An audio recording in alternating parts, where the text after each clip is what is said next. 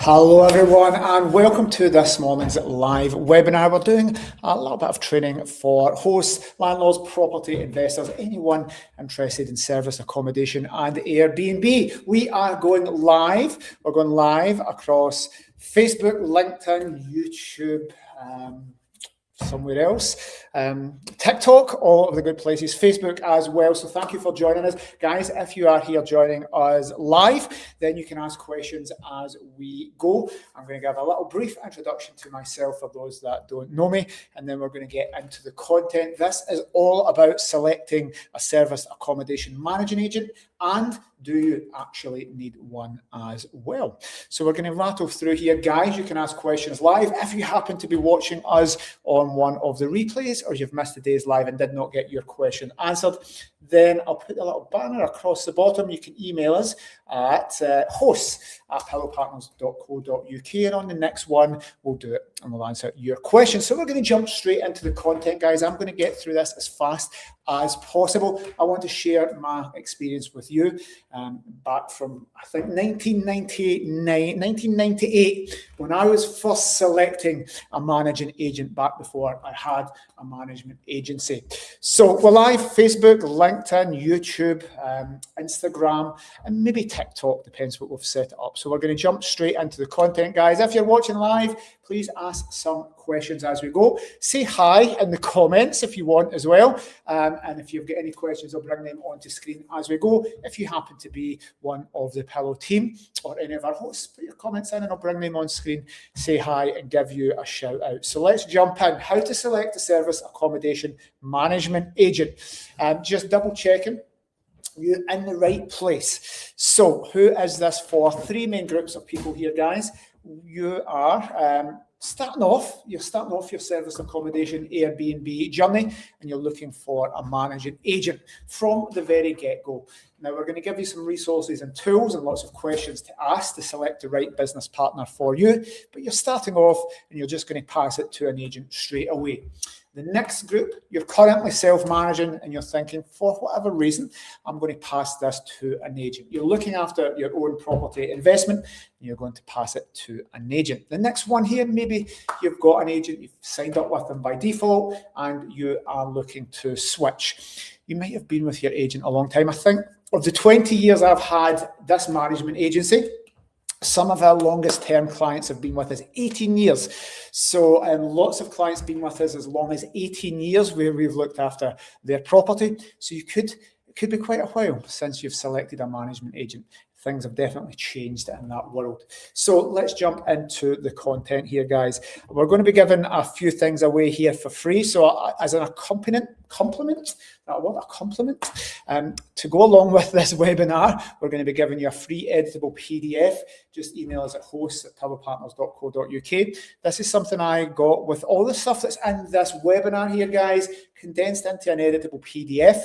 So you can download that. We'll send you over by email and you can fill this out. So you can compare three different agents. We'll tell you the questions to ask. They're in this PDF checklist as well, but it's going to just keep all your information in one place, guys.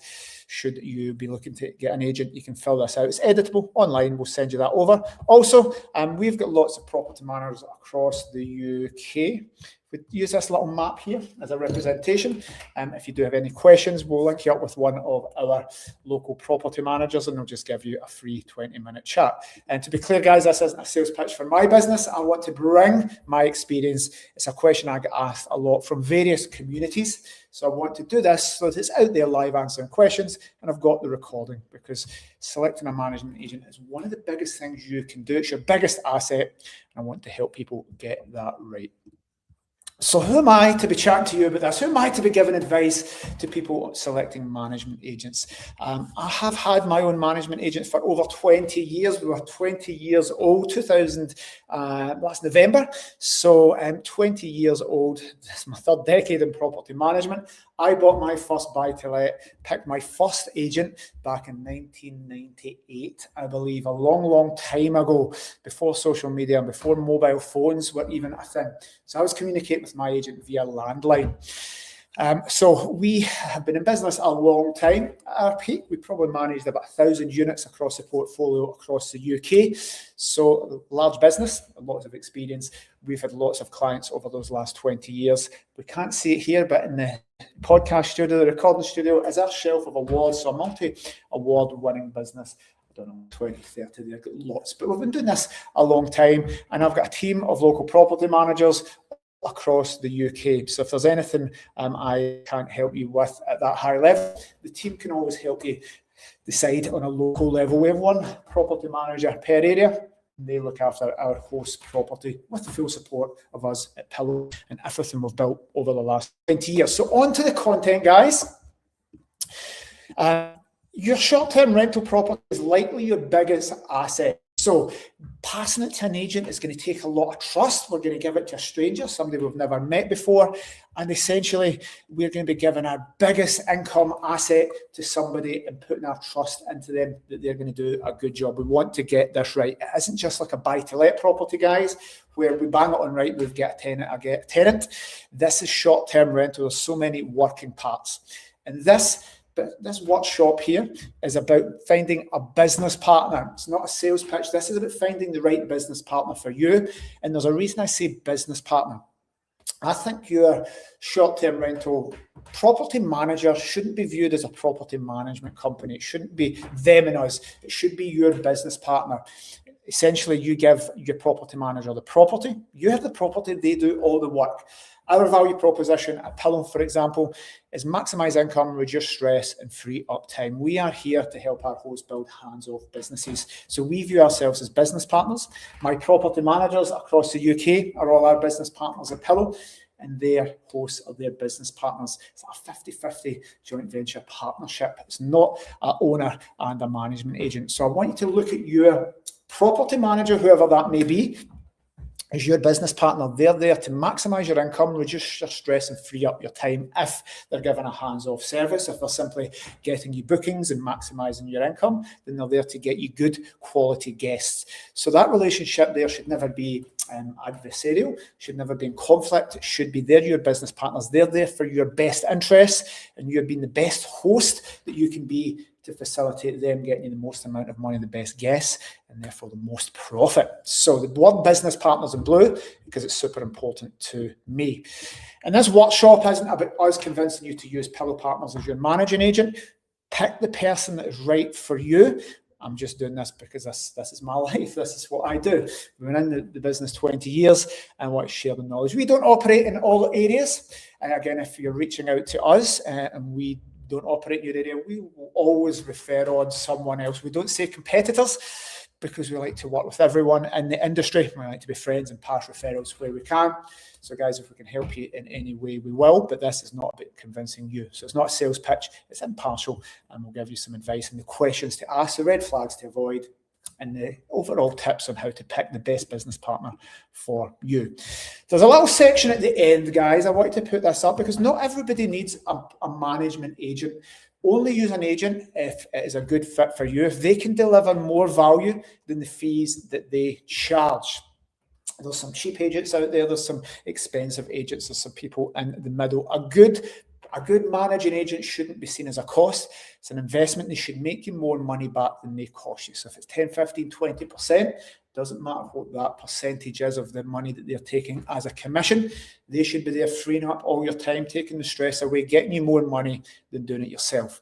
If you love it and you enjoy it, you can manage it yourself. We'll cover that at the end, guys, because lots of people think they need an agent, but maybe they're better self-managing.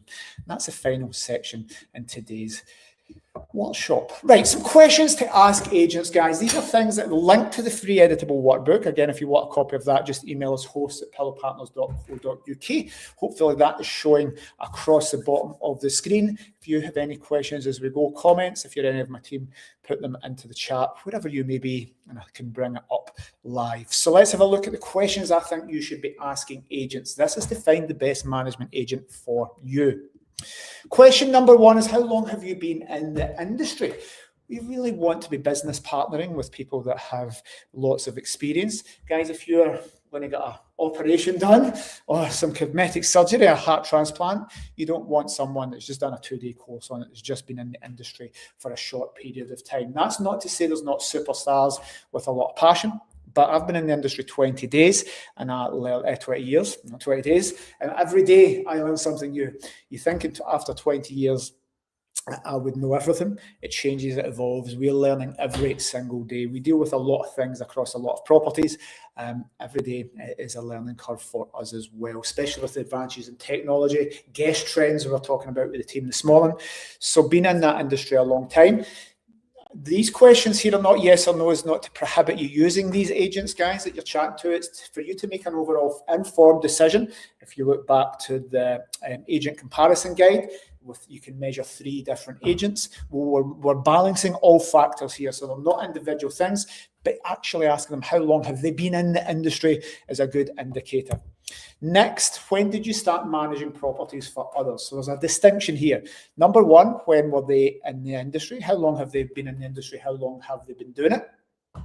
So for an example, to see the difference, I started in the industry, well, as a landlord, I was 1997, but as a doing service accommodation, it was 2002. But I didn't set my own business up until 2006, 20 years ago. So some people have been in the industry a long time, having their own Airbnb units, having their own service accommodation units, but there's a massive jump between managing your own units and managing for others. So mixing these two questions, how long have you been in the industry? Well, that could be 10 years, but actually they've only been managing other people's properties on behalf of clients for 6 months. So there's a difference. Easy to be, I don't mean bamboozled, but say, yeah, I've been in the industry lots of years.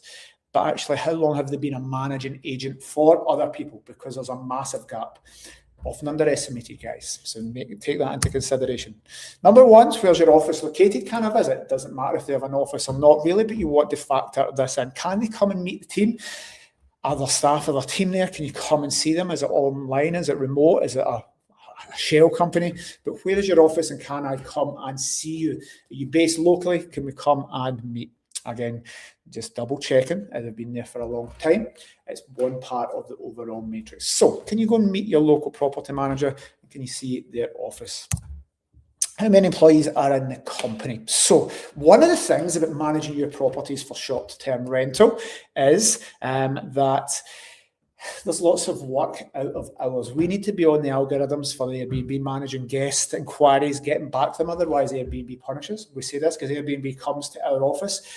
Our account manager flies up from London to come and speak to us and the staff. The team have got calls, I think, at 12 o'clock. And the team have calls with one of the online travel agents. So they're there physically in the UK having calls with people. But how many employees are in the company? Is that a one-man band? That's not a bad thing, guys. I started 20 odd years ago as a one-man band. This isn't a bad thing, guys, but you need to measure this. Who's taking those calls? Is it all Filipino VAs? Again, not a bad thing, guys. But who's managing your property? Who's going to be answering your guest calls? Who's going to be answering your calls? Do they have a team in the UK? Where are they based and how many people are there overall to support your business? Again, it's to be taken as part of a larger thing. Now, here's a question. Here's a thing from Emma, one of our property managers. Going back to the last thing about how long did you start managing properties for others?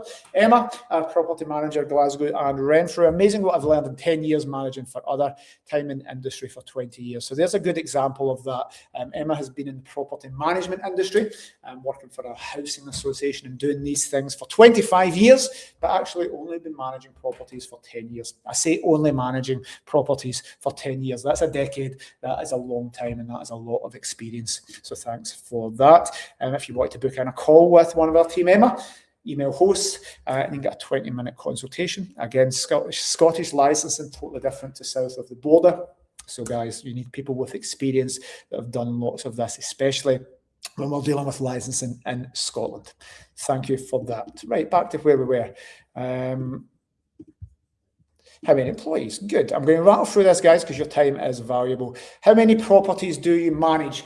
Guys, we used to manage like 1,000 properties, and I thought that was a good big number. That was a negative thing for us because a lot of the properties were bad, and our service standards slid over those years because we just had too many bad properties. So we need to take that as part of a bigger picture. But how many properties do they manage is the first of a two-part question. Are they experienced? Have they scaled up? Have they managed a large portfolio before? Again, doesn't really matter how many they manage because it's about you and your individual circumstances, but we're managing this question here with the next one. How many of those properties are yours?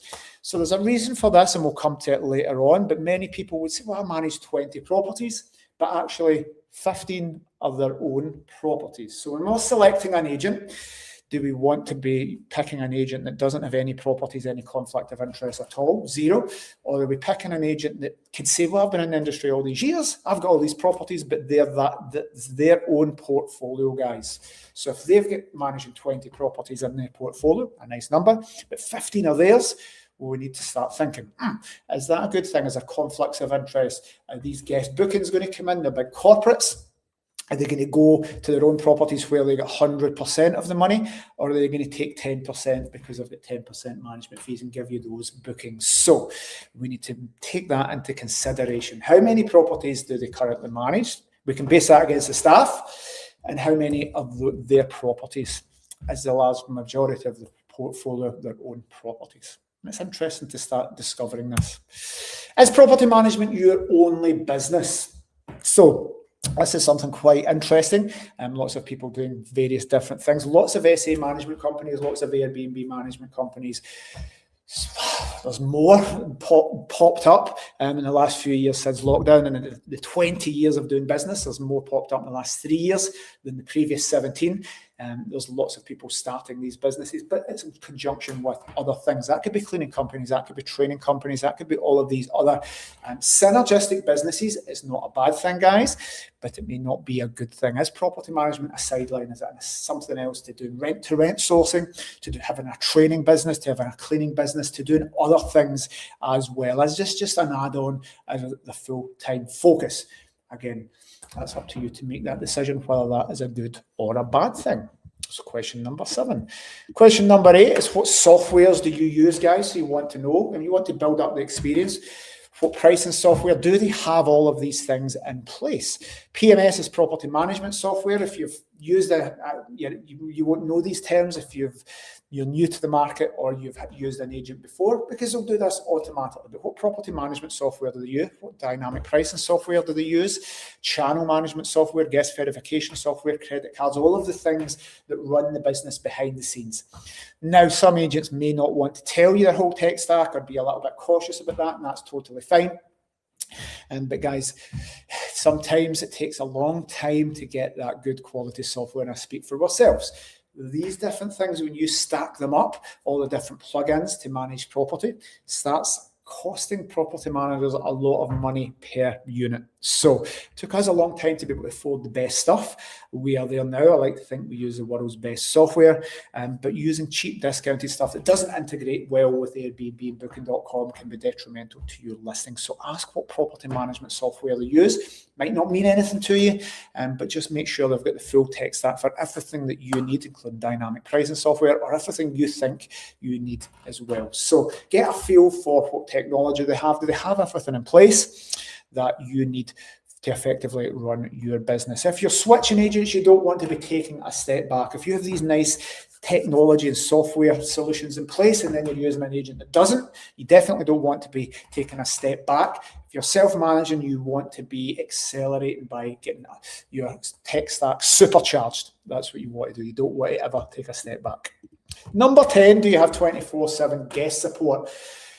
As we said, we had up here from Airbnb in our office. They manage, they monitor how quickly we get back to guests. Can't leave messages unread. We need to be getting bookings. We had a message with Lanarkshire property manager Tommy about getting a few hours can lose you a booking here. So we need to get back to people very, very quickly in the out of hours team. Or again, if your agent is doing it themselves, well, if you've got guests from other countries, who's managing those inquiries overnight? What happens? We've just hit a bank holiday, Friday, Saturday, Sunday, Monday, long bank holiday. What happens if they're off? If it's one person managing the business and they don't have any team with a mobile, I did it for many years at the start, took the emergency phone out of ours phone.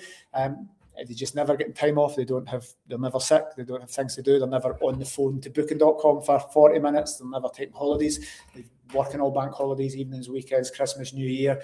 It's not realistic, guys. So we need to have a team to support your guests who need these inquiries done. So do they have that in place? And where are they based? Are they English speaking? Is English their first language? Do they understand the cultures? Have they been to the properties? Lots of things to consider. How do you get direct bookings? Your property might not necessarily need direct bookings. It might run very, very well. And again, if people are using companies, let's say sites and cottages.com, they'll all be in there as within those bookings and getting commissions taken away. But do your bookings come in from Airbnb and booking.com exclusively, adding 18% to these things, or do they get direct bookings? Emma, who commented earlier, and we'll be getting up early on tomorrow, Wednesday morning, to go to networking. She's in as a management agent. She's going to try and get direct bookings. We think of Danny in Surrey. She'll be there trying to get bookings because she manages properties next to Heathrow. So always trying to get long-term contractor bookings in. Number one, these direct bookings tend to be longer. They don't have any commission attached. Not necessarily a bad thing if your agent doesn't have these things in place, but just ask them, do you get direct bookings? What percentage might that be? It's different for every property. Your property might not get long-term contractor bookings because it's set up for the holiday-let market. So lots of things to consider. This is just one part of the overall picture you're starting to build. And when we stack all these questions up and we can compare the three agents, you're starting to get a picture of who's the best fit for you. Question number 12, who exactly will be managing my property? A super important one. Is there a team of VAs that are managing stuff overseas? Is the property management been done now by AI and chatbots? That's quite interesting. Lots of things happening around that space. Will your property manager physically see your property? Are they based within 30 minutes of there? Who's going to be dealing with you as a host by phone and email? A nice example for us, all of our team across the UK, hosts get their direct phone number and an email. So the person managing your property is your business partner. You get their email address, a phone number, the direct line. You can come through Pillow HQ should you want to, but that's your own property manager. So are you going to need to phone call centres? Who's going to be looking after your biggest asset here, guys? And ask the question, do you get a dedicated person or is it all just lumped in? And where did you get your training and your experience? So this is a nice thing. Lots of people setting up businesses, but how did they come to be in business? Some you'll see have been going for a long while. If I bring Emma's comment back up, which is quite nice. I should have noted this question was coming up. Been learning 10 years managing for others with Pillow Partners. She got an experience. So Emma has been she worked in hotels. Emma worked for housing associations, worked for management agents, worked in hospitality. Lots of different things. So 25 years of industry experience, but she learned by joining specifically as a property manager franchisee with Pillow 10 years ago. Is it 10 years, Emma? That's a long time. Wow. It would be 2016, just so 10 years with this, managing properties, managing a large portfolio. So that's 10 years of on-the-job learning. So that's where lot bigger industry experience, but specific property management experience. That's a question you need to ask. That makes sense, guys? Any questions or comments, bang them in the chat and I'll bring them up on screen. Right. Remember, you might not even need a managing agent. It's only if they can deliver more value than the fees they charge. So some people say, hey, I can take that option if it's there, but I'm actually happy self-managing. We'll cover that at the... oh, there we go. Slides. Should you self-manage your own property, guys? That's a great question. So as we said at the start, I'm not here to convince you to use a managing agent or indeed my managing agency, but should you be self-managing? Here's some questions to ask yourself. A lot of that self-reflection. And again, this is taken in a bigger context, not just with you, but with your whole family. Because remember, if you're on call 24/7, if you're going to be doing the work here, it can affect your family. So it's a family decision or a couple's decision. So let's have a look at the questions you need to ask yourself. Do you enjoy it yourself? Do you enjoy doing this? Is the whole providing an amazing guest experience something you like? I jokingly say lots of landlords lots of buy-to-let investors shouldn't be service accommodation hosts because they're investors, they're property landlords. The buy-to-let landlords is different from being a service accommodation hospitality operator. So do you enjoy this? Is your personality made up for this? Is this something that you're going to find fun? Are you just going to hate every time a message comes through and dealing with inquiries, dealing with repairs? Because if you don't enjoy it, then that's not something that's going to make your life better. You're probably not going to save money doing this. So unless you enjoy it, get a little bit of fulfillment out of it, you would be better picking an agent. So if you love doing it, and by the way, you can be close, you can go and do it, you can put those touches, you don't trust anyone else as much as you trust yourself, but you love doing it, it gives you a little bit of fulfillment, makes you feel good, then that's a very good reason to keep managing it yourself. Number 2, do you have the experience and confidence? So is this just something you've jumped into and you want to just go and give it a go? Well, there's a big steep learning curve with service accommodation. If you get it wrong, you can lose lots of money. I'm not going to get the bookings in. So by choosing to self-manage, what's the reason for that? Are you doing it to build up the experience and confidence as a part of your overall journey in education, to set up your own business one day, to manage your own units at a much larger scale? So if you don't have the experience and the confidence to be dealing with guests, to be phoning contractors, to be extending bookings, to be dealing with issues, to be going and kicking out guests who are causing hassle at your property, and you don't have any experience in this, then is it the right decision? But if it's something you want to gain the experience and the confidence, part of your education and self-development, that's a very good reason to manage your own property. Question number 3, do you have the local, are you local? Are you local? Are you local? And do you have a power team? So are you managing your property nearby? Because that's nice and easy, because you can deal with any issues very quickly. As I say, our team across the UK, we have one near each property. So they're local and they build a power team. We mentioned Emma going to the networking tomorrow morning. A big part of that is to get direct bookings, contractors, etc. But it's also to build her power team, or contractors, or gardeners, or electricians, building that strong team that are there. If I take the bank holiday weekend, there was Storm Dave in Scotland. An amber weather warning. It was a end of the world, apparently, according to the news. Well, anytime there's high wind or problems of these things, your contractors and tradespeople that are there aren't going to be making you a priority if you're just one person with one property. If they're super busy, are you going to be able to call these guys in, get them to prioritise your work? Are they reliable? Do you have all the contractors in place that you need? So are you locally able to deal with stuff yourself, like guests getting locked out? And do you have the team there locally that you can rely on to help you? And if you do, 2 good reasons there to manage a property yourself. Question 4, do you have the time and are you always available? Don't underestimate if you've got one property. Once you scale up to 2 and 3 guys, it becomes very onerous. You're a property manager. Do you have the time to do it? Are you okay just about to jump on date night and the phone rings and you need to cancel it? Are you okay on a Friday night about to sit and have a glass of wine, and then you have to go and sort stuff out because you've got a double booking? These things happen, guys, or they will happen over the space of your property management lifetime. I know this because we've been having date night. Emma and I had date night. It's just to jump away and do property stuff. And I think on over the bank holiday weekend, she went and bought plates. So are you there to provide that good level of service? And are you always going to be available? Or do you have a work and a career where you're not allowed your phone? You're going to have family time at the weekend. So if you have that time and you have that flexibility, that's a good reason to manage your own property. And the final one here, can you actually do it better than an agent? If you've got somebody 20 years experience in your local area, they've got all the best technology, they've got a team, they've got systems and procedures in place, could you do it better? Would you provide a better guest experience?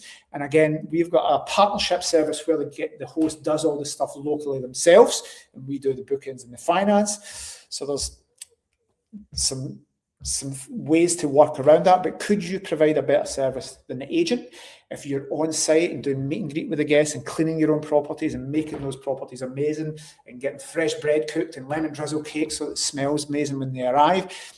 Chances are you will do that part better than an agent, the local part. And we have a partnership service for that. But guys, are you going to be able to get it on the forums, get it on the platforms, get the listings optimized, deal with everything, have better technology, get more direct bookings than an agent. If you can do everything better than any agent you've ever spoken to, then that is a good reason to manage your own property, guys. But I would say the chances of that happening is a very small percentage that you're going to be able to do this better than an agent. Remember, you need to factor your time into this as well. If you're paying an agent, but that percentage, it isn't just the monetary cost. What is your time worth per hour? So if we go back to, do you have the time? What do you earn a year in your salary? And what does that equate to on an hourly basis? What's your time worth on an hour? For example, my time is much better spent running Pillow than doing my own cleaning or doing my own gardening. I can pay a cleaner or a gardener because that might cost £20 an hour, but I could make £100 an hour working in Pillow. It would make no sense for me to be cutting my own grass or cleaning my own house when my time per hour is worth more delivering value to Pillow as a CEO. So, and I let the professionals deal with stuff that they do better than me. Cleaner's going to clean better than me, and a gardener's going to garden better than me. So, some stuff. Right, some red flags, guys. We're going to open it up for questions, and we'll give you the links to get you a free pack and book in calls with the team. Here's some red flags, things to look at. And again, these are all positive things. I just want to put some stuff that you need to look out for. There's lots of agents popping up. There's agents popping up every day, but there's also agents disappearing every day. So here's some red flags to look out for when you're filling in your little chart of the 3 different things. Here's some things to tag. They have their own units competing with you, as we covered this before. What's the chances of someone getting a £50,000 direct booking for the year and giving it to you and getting 10% management fees rather than putting it in their own unit and getting 100% of that? Are they going to leave their property empty to get 10% of that big direct booking? Or are they going to put it in their own property? I'm not saying either way, but this is something you need to at least explore. Do they have their own units competing with you, or are they exclusively managing agents? Is managing agents only a sideline to their coaching income? Lots of people doing this and thinking, hey, I've got all these students. Why don't we just set up a management business? There's a big jump from managing your own units to managing others. So is it just a sideline? Is it the principal business? Is it heart and soul in it? Is this just something that, hey, is synergistic to other businesses? Is management only a sideline to their cleaning company? So there's a joke between property managers and hosts that the cleaners are guaranteed to make money. The cleaners make more money than hosts in a lot of instances when they take all things into consideration. But they don't, because cleaners have lots of overheads. But that money comes off your statement to give to cleaners. Sometimes cleaners make more money than managing agents. So that's a thing watching. Does your management company also do cleaning? Are they impartial when it comes to the cleaning? And is the management company the principal thing and the cleaning's a sideline to add value to you, which is totally fine? Or was it a big cleaning company and that's just a filter to get new cleaning company clients? Not necessarily a bad thing. I know loads of agents that are amazing. They had cleaning companies first. They did management as a sideline, and they offer fantastic services. I'm not saying it's a bad thing, but it may be something to look out for. There's amazing agents out there that do cleaning and by the way, for training as well. History of jumping from sector to sector. Is this something they're going to be in long term? Is this something they were in pre-lockdown? Is they going to be here in 10 years? Or is it just something we'll try and use? Example, are they coaches? Are they doing crypto? Is it a cleaning company? Are they going to be doing training and mentoring next? Are they going to be jumping to debate AI agents?